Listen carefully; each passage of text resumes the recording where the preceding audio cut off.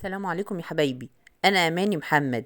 يلا بينا نشوف طريقة تخزين الجزر من السنة للسنة، وكمان هقولك على انسب طريقة تحفظي بيها الجزر على رف التلاجة اطول فترة ممكنة. يلا بينا نسمي الله ونصلي على الحبيب عليه افضل الصلاة والسلام ونشوف الطريقة مع بعض. اولا لو حابين نحتفظ بيها على رف التلاجة يفضل ان احنا نسيب الجزر زي ما هو، يعني ما نغسلوش، ولو حابة انك تغسليه يبقى لازم تنشفيه كويس جدا، ما يبقاش عليه ولا نقطة مية. بعد كده هتجيبي علبة وتحطي فيها مناديل مطبخ بالشكل ده، وهترصي الجزر بتاعك. العلبة تكون مناسبة لحجم الجزر بتاعنا، ولازم الجزر بتاعك يكون سليم. وبفرد الطبقة الأولى من الجزر وبغطيها بورق المناديل، وكمان هفرد الطبقة التانية زي ما انت شايفة معايا كده، وهكمل باقي الكمية.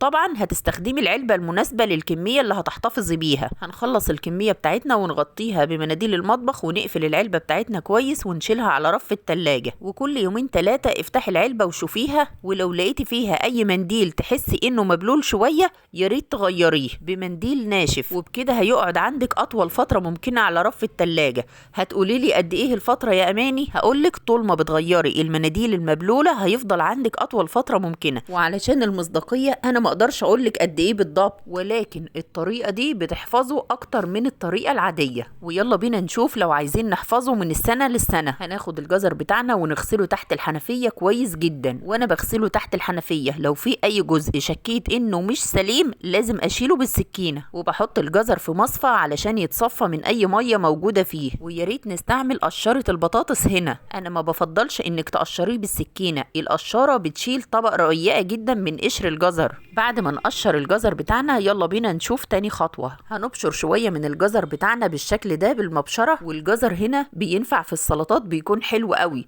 ممكن تستخدميه في السلطة العادية او سلطة الكول سلو، وممكن تضيفيه في خلطة الاسماك بعد الشوي، هيبقى تحفة. هبشر شوية من الجزر وهبدأ على طول احط في الاكياس بتاعتي. الاكياس بتكون موجودة عند العطار بمقاسات مختلفة، اختاري المقاس اللي يناسبك يا ست الكل. وكمان حطي الكمية المناسبة ليكي في قلب الكيس، وده بيكون على حسب استخدامات كل واحد منا. واهم شيء ان لما احط الجزر في قلب الكيس لازم اضغط على الكيس علشان افرغ الكيس من الهواء تماما. وبعد كده بلف الكيس بالشكل اللي هتشوفيه معايا علشان اتأكد من خروج الهواء من الكيس، وهو ده اللي انا اقصده بالضبط. بضغط على الكيس بالشكل ده والف باقي الكيس علشان اتأكد من خروج الهواء منه تماما، وبربطه من فوق بالشكل ده. وادي الكيس بتاعنا متفرغ من الهواء تماما.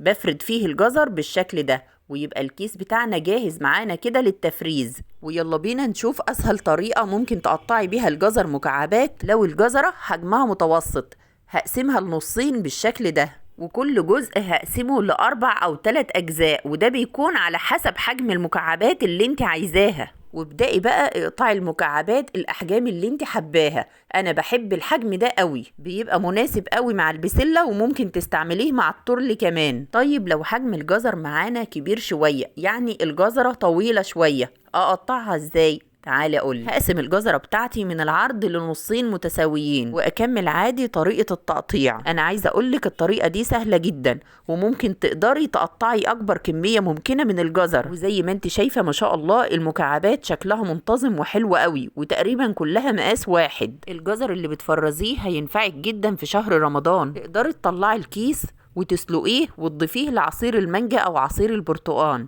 بيخلي لونها تحفة والطعم كمان ممتاز. وعايزة اقولك ان الجزر الشتوي افضل بكتير من الجزر الصيفي، لان لونه بيكون احلى بكتير، وكمان طعمه بيبقى مسكر وما بياخدش وقت كبير على النار علشان يستوي زي الجزر الصيفي. الجزر الصيفي بتحتاج ان انت تضيفي له سكر علشان يديلك الطعم المسكر، لكن الشتوي احلى بكتير. هنحط الجزر بتاعنا في الاكياس، ولازم نفرغ الهواء زي ما قلنا، وهنربطها، وبكده الكيس بتاعنا جاهز معانا اننا نفرزه في الفريزر. الطريقة دي في حفظ الجزر ممتازة. الجزر بيحتفظ بلونه وقيمته الغذائية، وبيبقى كأنه طازة بالضبط. حضرتك ممكن تطلعي الكيس في اي وقت في السنة وتعملي مربى الجزر، وممكن كمان نفرز الجزر بتاعنا على هيئة حلقات بالشكل ده. وزي ما قلتلك ممكن تطلعيها وتسلقيها وتحطيها مع عصير البرتقان او المانجا، وممكن تحطيها في الشوربة او في الصواني اللي بتعمليها في الفرن، بتبقى حلوة قوي وهتنفعك طول السنة. اتمنى اكون افدتكم. يا ريت لو عجبكم الفيديو ما تنسوش لايك للفيديو واشتراك معايا في القناة وتفعيل الجرس، ورجاء دعواتكم لوالدتي بالشفاء. والسلام عليكم.